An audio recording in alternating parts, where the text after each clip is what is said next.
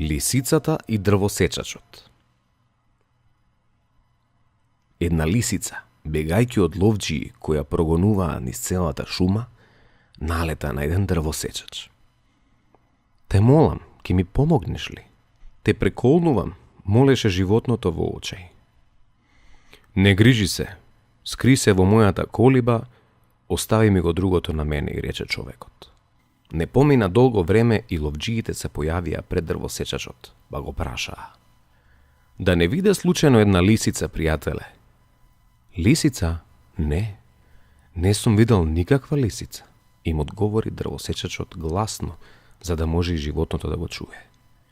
Но додека им зборуваше, им намигна на ловџиите, посочувајќи им кон колибата, за да можат да ја најдат лисицата. Арно ама, ловџиите не го сватија значењето на гестовите и се трнаа да си одат.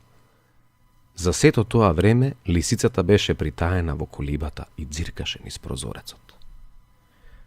Така таа виде се што се случи. Кога ловџиите се изгубија од видикот, таа се измокна кришум од колибата, преправајќи се дека си заминува.